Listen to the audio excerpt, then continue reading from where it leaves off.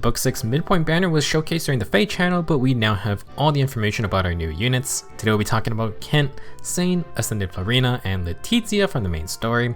We'll talk about some new stats, skills, plus discuss some build ideas. Before we get to the banner though, we have a new instant demote thanks to Guy. At the time of making this, I don't actually know if Guy is a demote or when he will be summonable, but we've had this situation before where a Fate character takes a banner spot, an extra character from the banner's game is given via quests, and they are just instantly demoted later on. Since we can get 2 free 5-star copies of Guy, I assume the situation is the same, but I'll post a comment if something changes. I want to talk about Guy first. He's a sword infantry unit with 44 HP, 37 attack, 43 speed, 33 defense, and 25 res. Extremely impressive stats with 43 base speed. He's very similar to Yen Fei's stat-wise, so you could consider Guy as the demote option if you like this sword master stat spread. He will have a res super boon if you want to go for more tankiness, but I assume many will just want to pump up that speed. For old skills, Guy doesn't bring anything exciting. He has Glimmer, Life and Death 3, and Threat and Speed and Defense 2. Threat and Speed and Defense 2 was only on Summer Augma, so it's technically rare, but certainly not a must-have C skill. While Guy may match Yen Fei's stats, he will not be getting a fancy unique weapon. This is kind of a problem due to the insane amount of busted swordmaster units in the game, but Guy brings a new inheritable sword that is actually somewhat decent. The Vulture Sword Plus is essentially the Plegian sword. If unit is not adjacent to an ally, inflict penalty on foes attack and defense equal to -5 plus any current penalty on each of those stats. We've had Plegian weapons and Vulture tomes, now we have a sword version. Most important thing to note is that you must be solo for this weapon, and you must bring attack and defense debuffs to make the most of it. It has the potential to be very strong by doubling debuffs essentially, and you can let Guy tank a lot more damage and dish out some pain as well. It is countered by penalty neutralization, but we also have a lot of debuffing weapons and units to synergize with it. For example, Attack and Defense Menace, or Harid's Remixed B skill, which spreads an AoE -7 attack and defense debuff. Vulture Sword needs some setup, but I think it's a great addition, especially since Guy is a demoted unit. In terms of playstyles and builds, again, very impressive speed with decent attack and okay defense and res. His HP is a little high, so you could run HP based skills, but I think most people will just want to go for the full offensive options. If you're on a serious Vulture Sword build, you may as well run double solo skills, more attack and speed, or add some defense and res. No follow-up is a solid B skill that just affects a lot of units these days, and Guy has the speed to deal with most of them. As mentioned, the Vulture and Plegian weapons perfectly synergize with attack and defense Menace. You need attack and defense debuffs. Menace gives both with field bust as well. If you're solo, you may be closer to the enemy, so it will work out unless the enemy engages from very far away. Under the general setup, it's just good old distant counter. People have been using DC on speedy infantry units forever because it's fun. They have a lot of skills to choose from, and you're free to spec into more defense and res if you wanted to tank more. If you dodge tank, then you may want speed skills like Darting Breath or Distant Dart, but Guy is free to run defense and res variants with things like low attack. For these setups, you may want a more defensive sword like Steadfast Sword, but the rare ranged sword could also work if you do want that speed. One offensive setup that Guy can run is the Brave Sword / Ninja Katanas with Flashing Blade 4. You can run a dodge skill like Spurn or Frenzy, or stick with no follow-up. If you want more tanking power, Speed Smoke 4 is an excellent option to stack dodge, and you can also run Vital Astra, but don't expect to get the damage reduction from it very often. Mainly, we just want the damage from the stacking speed. In general, Guy is a fun unit, but there's just a million sword units with extremely overloaded weapons out there. Even Yen Fei has one, and it's a hilariously good one for a free unit.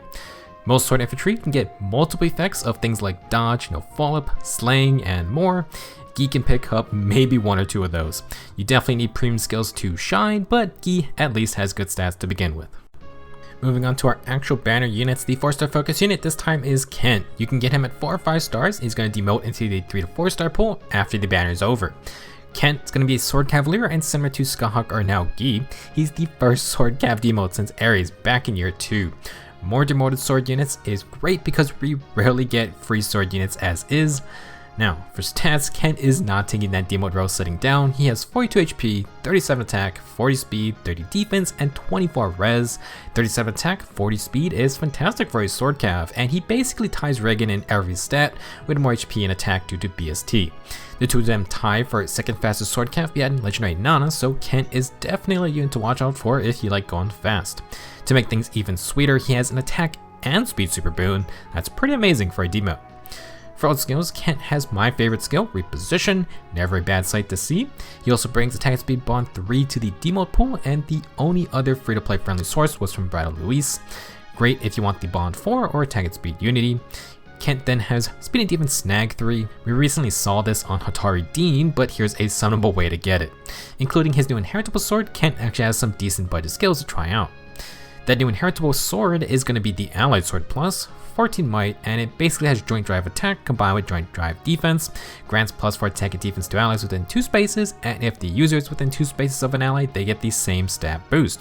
We now have the Allied Sword and Lance, and the Love Candelabra is the axe version. These are pretty basic hybrid support weapons, nothing super fancy, but they could be nice for support builds like on a dancer, for example, Olivia, our old school free-to-play friendly dancer. Now, we know all these hard cap demotes have largely been monopolized by Eliwood thanks to stealing his son's sword, which I guess technically was also his sword. Regardless, Kent is here to compete with a very confident stat spread, and we are getting more and more inheritable swords that are somewhat obtainable.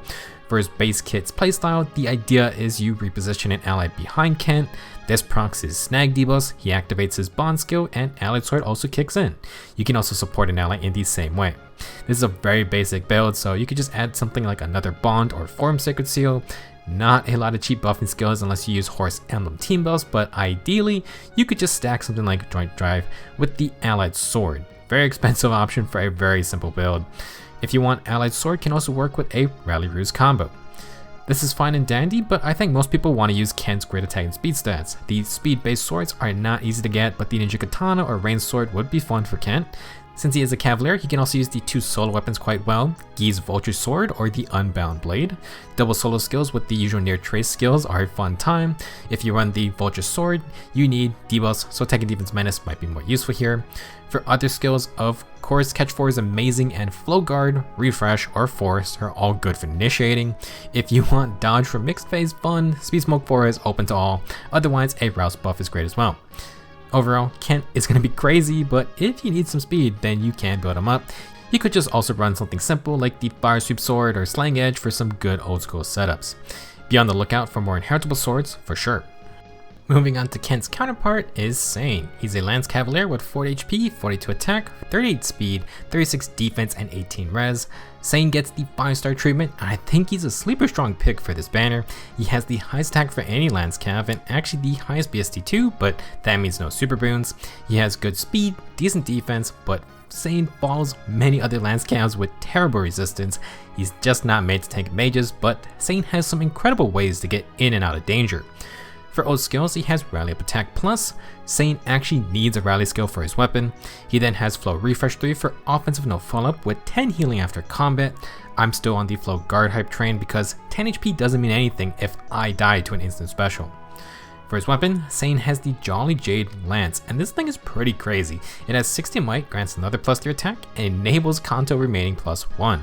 If Sain initiates combat or is within 2 spaces of an ally, grants +6 attack and speed. Very basic stuff so far, but then if Sain uses a rally assist, he gets a +6 attack and speed field buff for himself, and he gets another action once per turn. This weapon has incredible potential, and it's another tool the AI might be a terror with. Basically, if Sain rallies a teammate, he gets another action just like Legendary Lucina or Chrom. He even buffs himself with +6 attack and speed if he wants to attack afterwards. That is crazy because Sain can be in the back line. He can move 3 spaces forward to rally. He can then move another 3 spaces to attack. After all that, he has Kanto to retreat. I'll elaborate on more possibilities in just a bit. Before that, Sain has a new inheritable A skill, Speed and Defense Catch 4. If foe has 4 HP or a penalty on them, you get +7 speed and defense during combat. If they have both, you get an extra +2 for a total of +9 speed and defense. Catch skills are for Cavs and Flyers and are incredible stat boosters. It's easy to find 4 HP foes, just don't use units like Tuma or Savage Blow. However, you can also fight foes with debuffs on them, which makes Catch very versatile. Speed and Defense Catch may not be the most popular compared to Attack and Speed Catch, but for guys like Sain who already have a ton of base attack, it's a fair option. So let's put Sain's kit into more practice. Basic gameplay should be rally, get another action, move and attack, then Kanto away.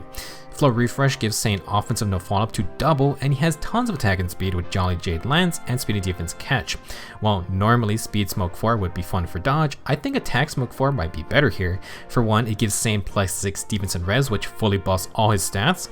Second, the follow prevention will stop slower units from doubling Sain, which might be more useful than damage reduction on 2 hits. You could prevent a special proc, for example. Additionally, with any smoke debuff, you will be able to activate one of Catch's conditions, potentially getting you the +9 stat boost. Add your sacred seals of choice like Solo or Blade Session, and Sain's going to be a lot of fun.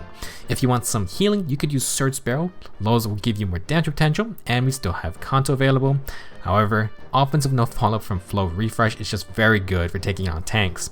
If you wanted buffs before fighting, Sain could run Rouse Defense and Res 3. The tier 4 version would be nice for no panic once that's in the game. He also has the freedom to be away from the team since he can rally then move again. Joint Hone Defense or Res also works though. Now, let's talk about the more silly maneuvers of Jolly Jade Lance. First off, Sain can actually use the Rally plus Ruse combo to debuff, then still attack afterwards. This is really interesting because you can actually get guard via this method. If you want to keep Flow Refresh, you can actually rally another ally with the Ruse debuffs, and Sain could get guard plus the healing. That is maybe why he has Refresh in the first place. Now, another stupid interaction I think works is Wings of Mercy. So with Wings of Mercy, Sain can warp in.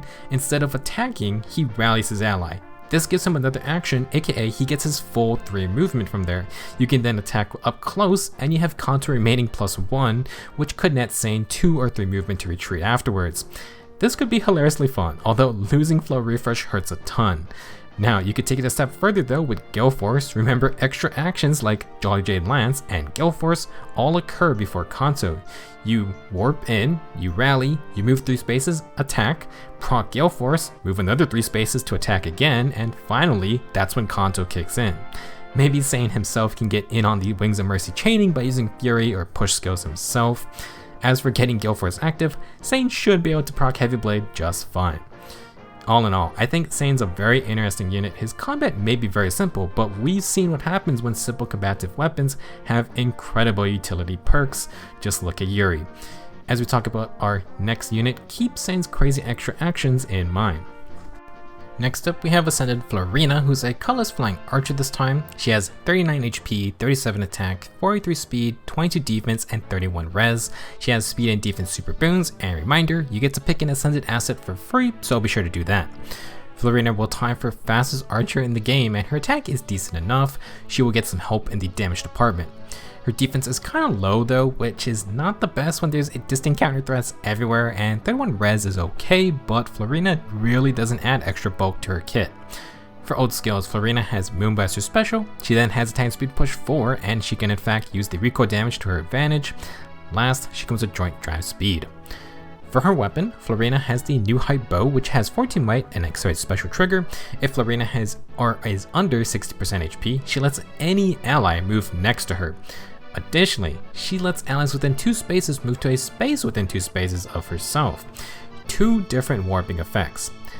For battle, if Florina is within 3 spaces of an ally, she gets +6 attack and speed and extra true damage per hit equal to 50% of her speed stat, very similar deal as Nasala's Renew Refine. So Florina is a bit like Sain in that her combative perks are a little simple, with faster specials, more attack and speed, and some bonus damage. However, she has 2 really strong warp-based abilities. One of them is like Ash or Summertana, 2-space warp aura. It's very potent as a flyer, as Florina can get teammates across terrain this way. The other warping effect is a reverse Wings of Mercy effect. If Florina herself gets low enough, she lets everyone on her team come to her. This effect only lets them move adjacent to her, but hey, Wings of Mercy for the whole team is crazy.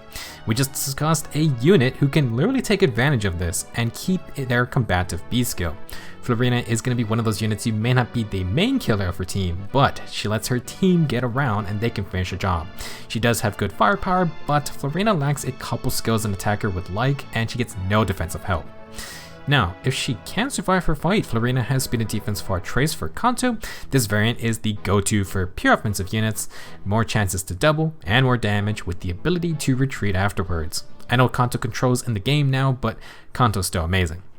Now for playstyles, Ascended Florina is very much a basic offensive unit. She goes full attack and speed, scales with speed for more true damage, and she can proc her special faster. She has 3 speed boosting passives. Altogether, she can hit 60 speed total, which gets you 9 true damage per hit. Florina definitely has the speed to double, but she has no offensive no follow-up to bypass wary fighter skills. Additionally, she has no defensive skills of any kind. This can be a problem because we really want Florina to survive and get to the 60% HP threshold. Once that happens, her whole team can gather around and you can get some crazy moves going. The push skill does help with recoil damage, but Florina needs to survive combat first. This may be an issue when a tank stops with follow-up attacks and then whacks her with DC, possibly with 2 attacks and quicker post. You could try Fury for a little more upfront stats and then you take the recoil damage. If you're truly worried about Florina taking hits, you could opt for Sturdy Impact and maybe even Guard. Stopping quicker post would be great here, and not getting smacked with a special may be better than Kanto. With all that said, you could also just bait taking damage for free. For example, we just had Fallen Percut with his 20 team damage, and the new Grand Hero Battle unit has a similar mechanic. In Aether Raid's offense, you could get hit by a bolt tower or step on a bolt trap. It should be kinda obvious, but Florina is definitely more about making big team plays in one turn than more about killing everyone herself. She can do damage, but she can be stopped with some common tank abilities. Now keep in mind, always active is the 2-space warp aura effect. If you've played with Ash or Summer Tonic, then you know it's a very fun effect to have, and Florina brings another option. You could also maybe do a rally trap type strategy with things like flyer formation or aerobatics. Florina would leap ahead to rally or reposition, then her team can warp to 2 spaces around her. Overall, Ascended Florina has some very potent mobility perks. Her reverse wings and mercy ability is interesting, but getting to low HP safely is definitely a concern here. She's another unit where if you face her, you really have to watch out for where she can get to, and then she's gonna warp allies around. We did just get another warp bubble unit, so if you get Florina yourself, be aware of Legendary Mirror and the Gatekeeper. Last up is Letizia from the story. Surprisingly, Letizia is not a legendary or mythic hero. I mean, when the literal gods of Niflheimspo aren't either, then well yeah, but we did get a mythic on the Midpoint Banner for the last 2 years. Regardless, Letizia is similar to her enemy version. She's a green mage cav with 38 HP, 40 attack, 16 speed, 35 defense and 34 res, min-max for low speed with high attack and some good bulk for a mage. Letizia has an attack super boon, which she will use well, and a 35 defense is the highest for any mage cav by 5. Not a strong suit for these types of units. For old skills, Letizia has Draconic Aura. She then has attack and res catch 4 and attack and res for trace. Pretty basic attack and res stacking for good old Kanto. If you've played the main story, Cormt is the exact same here. 14 might tome, plus 3 attack. At start of combat, if Letizia has more than 25% HP, she gets plus 6 attack, she inflicts minus 6 attack on the foe, and she gets a follow-up. All solid Dusel type stuff. However, Letizia also inflicts debuffs to all stats on the foe based on the number of following conditions that apply times 3, max of -9. There are 4 conditions, but you just need to hit 3 of these to inflict -9 to all stats. 1 is an ally within 3 spaces of Letizia. 2 is another foe within 2 spaces of her target. 3 is a bonus on Letizia. 4 is a penalty on the foe. A lot of text, but pretty simple to understand. At max power, Letizia has tons of damage with her follow-up attack, and she can inflict possibly -15 attack on the foe to add to her bulk. She is not going to go down instantly. Another perk is the speed debuffs. 16 base is very low as a starting point, but maybe with some speed buffs, she can win speed checks against the absolutely slowest tanks in the game, like Fallen Edelgard. I would definitely not try to focus solely on speed. Helping meet Corm's conditions is going to be Rouse Attack and Res 4. The tier 4 Rouse buffs just add no panic to the unit when solo, along with Attack and Res field buffs, even more Attack and Res for Letizia, and even if her field buffs get neutralized or panicked, she has no panic to count as a bonus. That's at least an extra -3 debuffs right there. In terms of playstyle and builds, Letizia is fairly simple too. She has the base main traits for a decent slow cav, starting with free follow-up attacks, a lot of damage, and some bulkiness via her debuffs. She has a lot of res with her base kit, but you're free to swap to defense skills instead. Like other slower cavs, basically Letizia gets to run far trace, since she doesn't need quicker posts, and that can help her move around when attacking. Low attack and res is stronger if you don't need the movement, or you want a more enemy phase setup. Corp's main effects don't need positioning, but the debuff portion may not work in certain scenarios. For example, if Letizia extends too far, if the enemy extends away from their team, and of course, if you can get bonuses or inflict penalties. While Raw's attack and res is fine, if you cannot get solo, then you could maybe try attack smoke 4 or attack and res menace. Both of these skills grant bonuses and penalties which fulfill 2 conditions for Corp.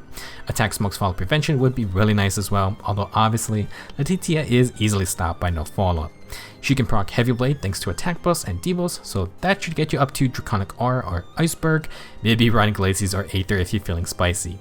If you go for high investment, you could have fun with something like close counter skills, but keep in mind, Letizia's only defensive perks are just straight attack debuffs. Overall, nothing super insane here, and her weapon isn't that gimmicky. You should be able to add at least -3 or -6 debuffs rather easily.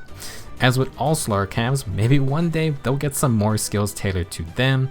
Conto and Lows are great, but maybe we can get some damage reduction, cooldown reduction, or guard. That'll be it for this banner breakdown. There are some midpoint quests to do, and that's how you're going to get your free Gi copies, so be sure to do those. Next up, we have a Grand Her battle for Limstella. They are another tanky mage, and we'll discuss what their unique tome offers in the next video.